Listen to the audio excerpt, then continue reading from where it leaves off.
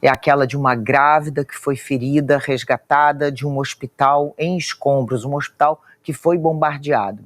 Pois bem, a notícia é dramática. Essa mulher e a sua neném morreram logo depois do parto.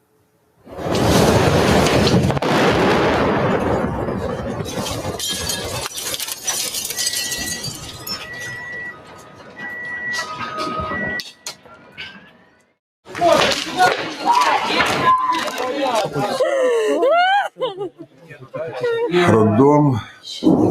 До нас привезли 3. Одна найтяжча була з розчавленням тазу і відривом правого стегна. В шоці. Куда наступаете? Тихо, тихо, аккуратно!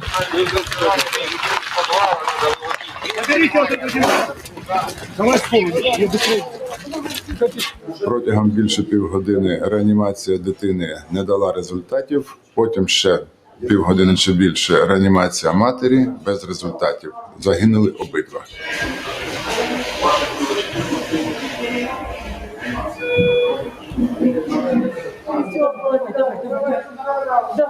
Давай, ножки.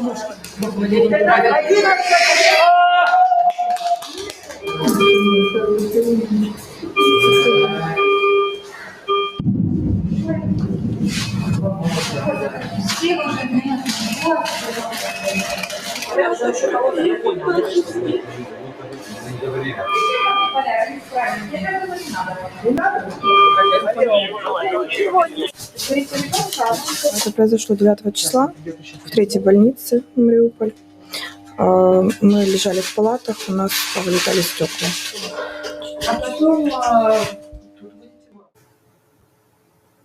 Isso não é uma guerra de versões.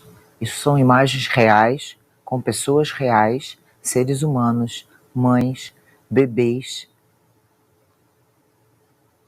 no meio da guerra. As negociações para um cessar-fogo entre Rússia e Ucrânia devem continuar amanhã. Os 2 países dizem que avançaram, mas não está muito claro que tipo de acordo está sendo desenhado. Vamos tentar entender um pouco mais do que a gente pode esperar, nós que somos espectadores dessa guerra. Nós convidamos mais uma vez o Juliano Cortinhas, que é professor de Relações Internacionais da Universidade de Brasília e professor visitante da Universidade de Virgínia, nos Estados Unidos. Professor, muito boa noite. Mais uma vez, obrigada por estar aqui com a gente. Boa noite, Leilani. Agradeço bastante o convite. É difícil conversar com vocês depois dessas cenas, né? Muito difícil, né? A gente estava falando aqui sobre as diversas versões, sobre a China ajudando a Rússia, se vai oferecer material bélico, enfim. E aí a gente vê seres humanos, que são os maiores, os grandes perdedores no meio de tudo isso. Bom, vamos tentar entender, professor, um pouquinho sobre essa possibilidade desse avanço amanhã. O que a gente pode esperar? Vem aí uma nova reunião. Há uma grande sensação de frustração, porque essas reuniões acontecem e a gente não vê isso caminhando, né? Não vê nenhum acordo se desenhando de fato. Outros países começam a se apresentar aí como mediadores. A gente já teve a China, agora tem Israel. Como é que o senhor vê essa possibilidade? Olha, acho que agora estou um pouco mais refeito para responder, mas vamos lá. A negociação é um processo, né? É um processo lento, porque há muitos interesses em jogo. São os seres humanos que sofrem, né? Concordo plenamente com a tua fala, mas são os seres humanos que fazem a guerra também, né?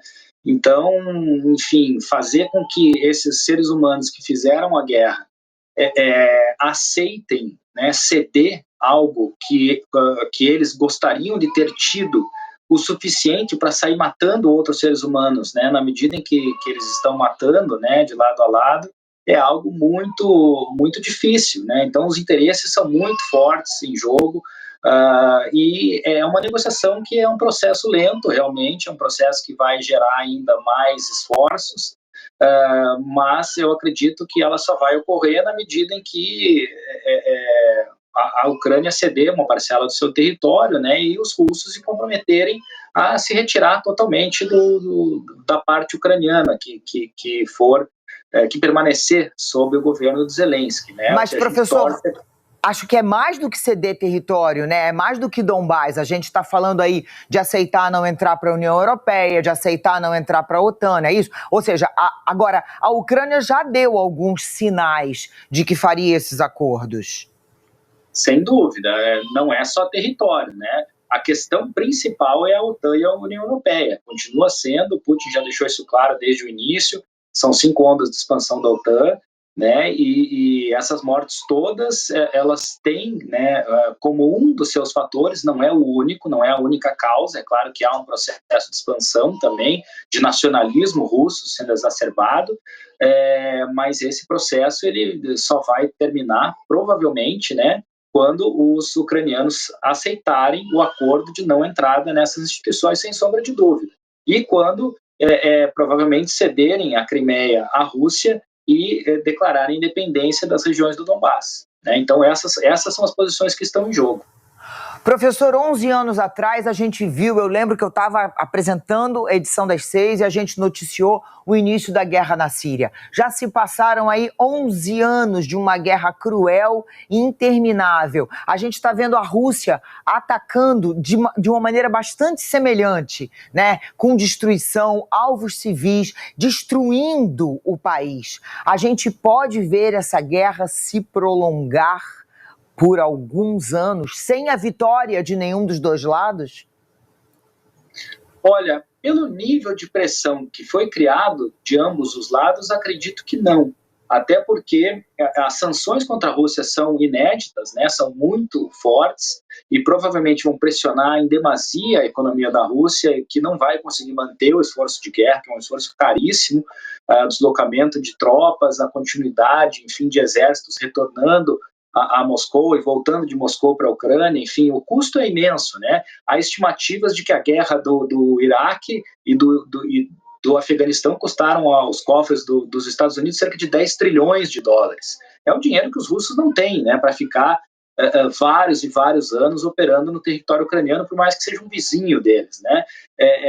E do outro lado, a vitória militar sobre a Ucrânia também pode ser feita de modo rápido, se os russos entenderem que a negociação acabou, que não há mais chance de ela ocorrer, eles vão provavelmente aumentar o grau do ataque em direção a Kiev e aí tomar militarmente a capital. Não vejo como um desejo deles por enquanto, já que se eles tomarem o governo russo, né, se eles depuserem o governo russo, eles precisam substituí-lo por algo novo, e isso também custa muito. Esse é o risco, né, deles intensificarem os ataques por falta de perspectiva da Ucrânia ceder, e isso ao custo de muitas vidas, né? E a gente vai ver cenas como essa que a gente viu agora só ficarem cada vez mais graves. Bom, vamos continuar com esperança e acreditar em algum tipo de acordo para esse encontro de amanhã, né? As mortes de civis, infelizmente, são muito, muito comuns nas guerras, né? Nos Estados Unidos, só em 2003 matou 12 mil no Iraque, né? Pelos cálculos oficiais. Então, realmente, enfim, são cenas lastimáveis e assim, foi realmente difícil a entrevista hoje, Leilani, mas agradeço mais uma vez pela oportunidade. Professor Cortinhas, nós que agradecemos, são as imagens que entraram antes, são difíceis, mas é o mundo real, infelizmente, é o que está acontecendo. Está longe da gente, mas de fato está acontecendo. É por isso que a guerra é uma coisa odiosa. Muito obrigada, professor. Obrigado e parabéns aí pelas palavras, é isso mesmo, é odioso. Muito obrigada.